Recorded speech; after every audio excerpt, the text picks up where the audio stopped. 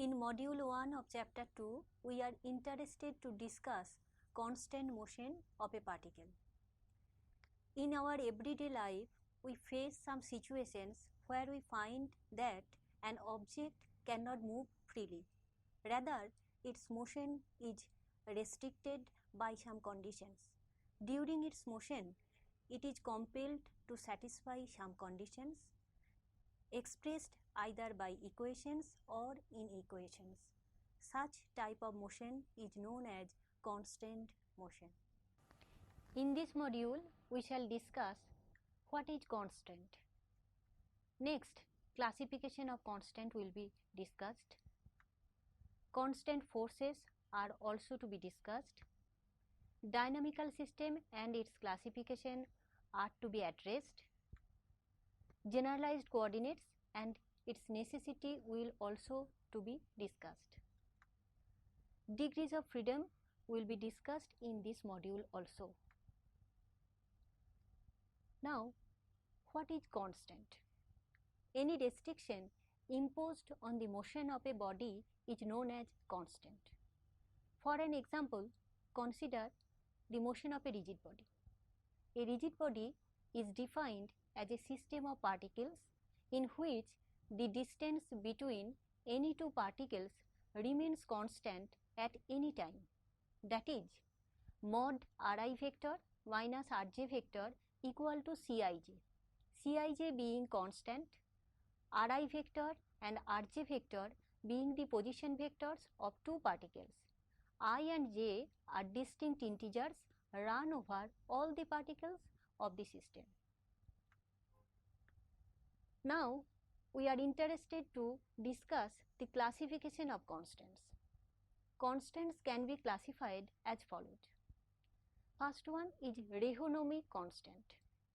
If the constant relation depends explicitly on time, then it is called moving or Rehonomic. General form of Rehonomic constant is f function of r vector, comma r vector dot, comma t equal to 0. Or this expression can be considered as inequation also. That is, f is a function of r vector, comma r vector dot, comma t greater or equal to 0, where r vector and r vector dot denote respectively the position and velocity vectors at time t. For an example, consider a deformable body. A deformable body is one whose shape can be changed easily. The motion of such a body is governed by the equation mod Ri vector minus Rj vector equal to function of t.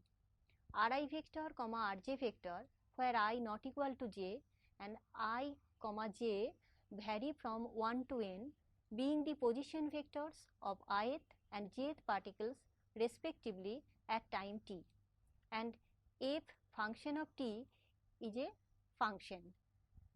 This constant relation is of the form f function of r vector comma t equal to 0.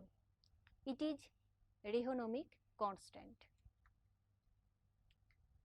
Now, scleronomic constant. If the constant is independent of time, it is known as scleronomic or static.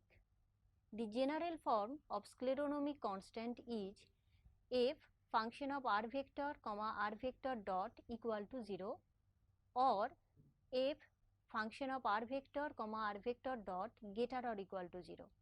Here r vector dot is the velocity. As an example, we consider a simple pendulum.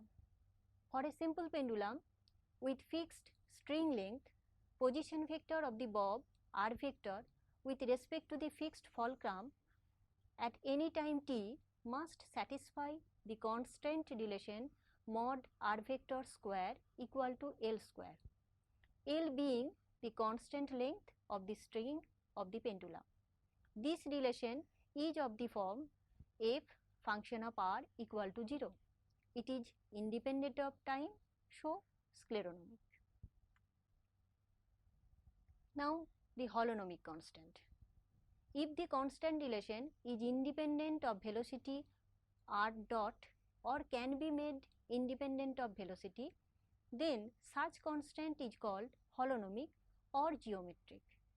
If sum of the coordinates can be eliminated for a constant expressed as a relation between the coordinates and time only, then the constants are known as holonomic.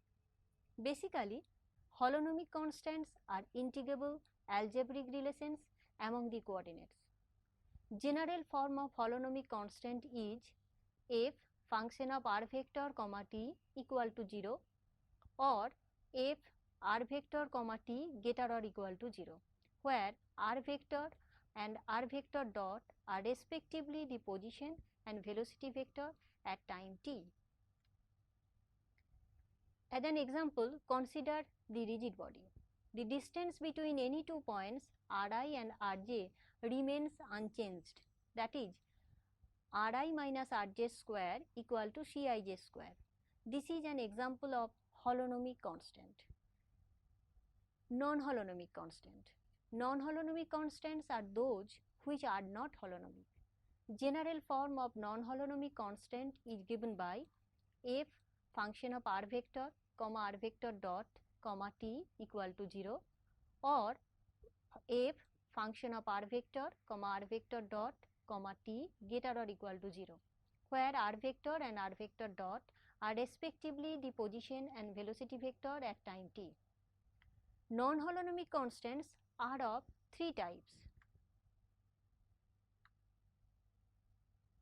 Constant relations which are non-integrable are of non-holonomic type. These are constants which cannot be fully defined until the full solution of the equation of motion is known. Next one is constant relations expressed by inequalities. These are also non-holonomic constant. For an example, particles compelled to stay inside a box. Third one is problems under frictional forces. These give rise to another type of non-holonomic constants. Consider the example of movement of gas molecules in a spherical container of radius capital R. Gas molecules are constrained by the walls of the spherical container to move only within the container.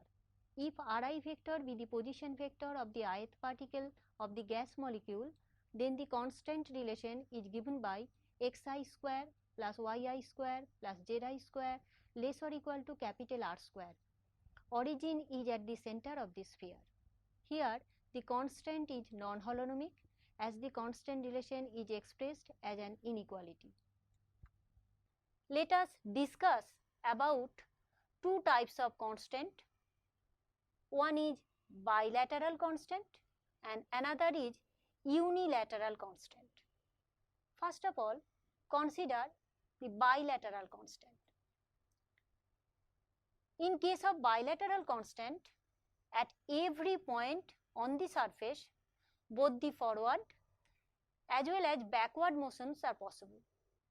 General form of such constant is given by f function of r vector dot t equal to 0.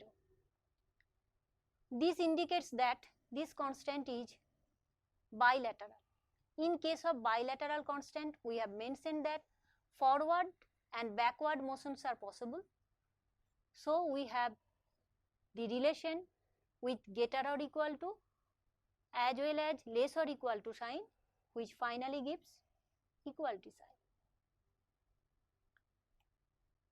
On the other hand, in case of unilateral constant, forward motion is not possible at a particular point on the constrained surface.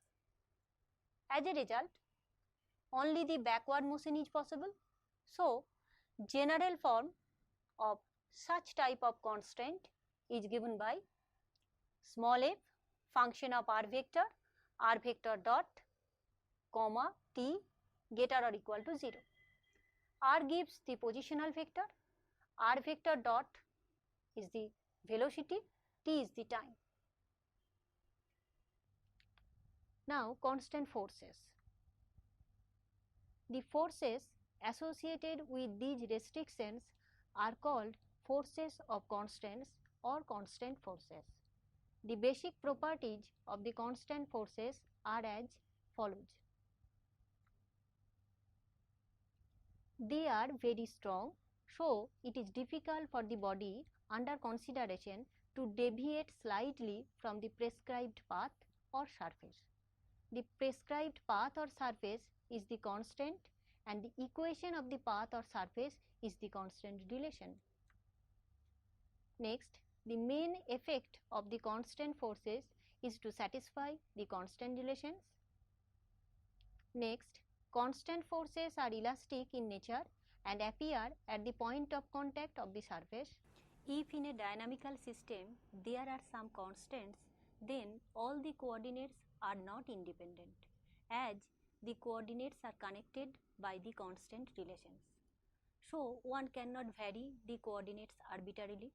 Moreover, the forces which are responsible for the restrictions are unknown to us.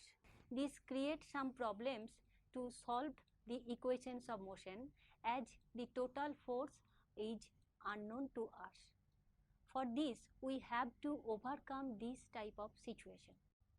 Now, a system of moving particles form a dynamical system. The set of positions of all the particles is called the configuration of the dynamical system. Cartesian coordinates are just fine for describing particles that can move unconstant throughout space. But when the motion is constant in some way, another choice of coordinates may be preferable. Thus, generalized coordinates help us to overcome such type of problem. Suppose a particle is constant to move in a circle in the xy plane. Then the constants are given by x square function of t plus y square function of t equal to capital R square, z function of t equal to 0, solution of which gives yt equal to plus minus root over capital R square minus x square function of t. There is an ambiguity in sign. This ambiguity can be removed as follows. If we use polar coordinates x equal to r cos phi, y equal to r sin phi, the constant simply becomes small r equal to capital R. You can note that the unambiguity just vanishes. So, in such case, it is better to use phi as the coordinate and phi dot as the velocity. Generalized coordinates. The independent coordinates required to specify or describe completely the configuration of a dynamical system at any given time are called generalized coordinates. A set of quantities q1, q2 up to qn which define the position of a dynamical system can be treated as generalized coordinates of that system, and q1 dot, q2 dot up to qn dot are known as generalized velocities. Any set of parameters which gives the unambiguous representation of the configuration of a dynamical system can serve the purpose of generalized coordinates. So, one can use angles, axes, moments or any set of parameters as the generalized coordinates. Proper choice of generalized coordinates is not an easy task. It depends on skill and practice. Right choice of generalized coordinates make the problem look easy, while the wrong choice of the generalized coordinates make the problem difficult to handle. Some examples of generalized coordinates are as follows. For a simple pendulum of length L, the corresponding generalized coordinate is the angular displacement theta, which is measured from the vertical. For a particle on the surface of a sphere, the corresponding generalized coordinates are theta and phi being the spherical polar coordinates.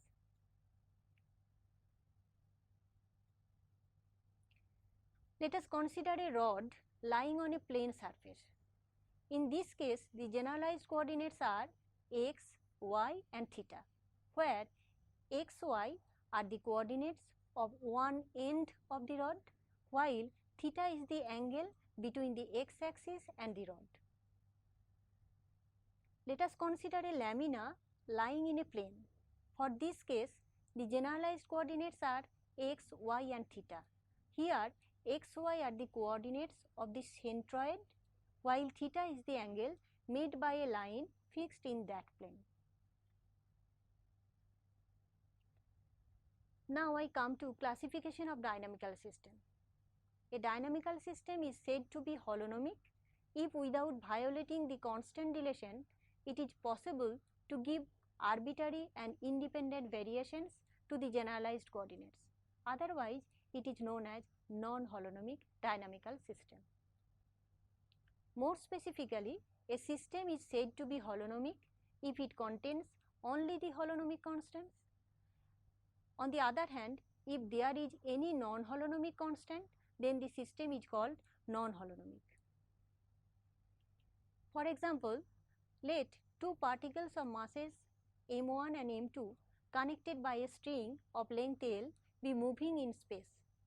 If r1 vector and r2 vector are the position vectors of masses at time t, then clearly we have mod r2 minus r1 less or equal to L, which gives L square minus r2 vector minus r1 vector whole square greater or equal to 0. In this case, the system is a holonomic system with unilateral constant. Here two masses m1 and m2 are connected by a string L. The position vector of m1 mass is r1 vector measured from the origin O, while m2 mass having the position vector r2 vector. Next, consider the example of motion of a vertical wheel of radius a rolling on a perfectly rough horizontal plane specified by the coordinate axes Ox and Oy. From figure 2.2, it is found the description of the physical problem. The contact point P traces out some curve C on the xy plane. If theta be the angle of rotation of the wheel, then the contact point P has travelled a distance s measured from the point P0 along the curve. Then s is given by s equal to a into theta. We assume that the wheel rolls without sliding. Therefore, delta s equal to a into delta theta. If the coordinates of P are given by x and y, and if the tangent at P makes an angle psi with the x-axis, then delta x equals to cos psi into delta s equal to a cos psi into delta theta, whereas delta y is given by delta y equal to sin psi into delta s equals to a into sin psi into delta theta. The coordinates x, y, theta, psi form a non-holonomic system. The minimum number of generalized coordinates required to describe the configuration of a system or to specify the exact location of an object of that system is called the degrees of freedom. It is an important characteristic of any mechanical system. In other words, the minimum number of independent parameters required to describe the configuration of the dynamical system at any time is called the degrees of freedom. Consider an example. If a point mass is considered to move in a plane 2 dimension, the number of spatial coordinates necessary to describe its motion is 2. So, the degrees of freedom in this case is also 2. Consider a particle moving on a surface x square plus y square plus z square equal to a square. In this case, the degrees of freedom is 2, though the degrees of freedom in 3-dimensional Cartesian coordinate system is 3. If the particle is inside the sphere, that is, the equation satisfies such relation x square plus y square plus z square minus a square less than 0, then the degrees of freedom is 3. In this module, we have discussed the constant motion and the related matters. By a constant, we mean the restriction on the motion of a system of particles. The constants are expressed by some conditions written in the form of equations or inequations. The degrees of freedom and classification of dynamical system are also discussed in this module.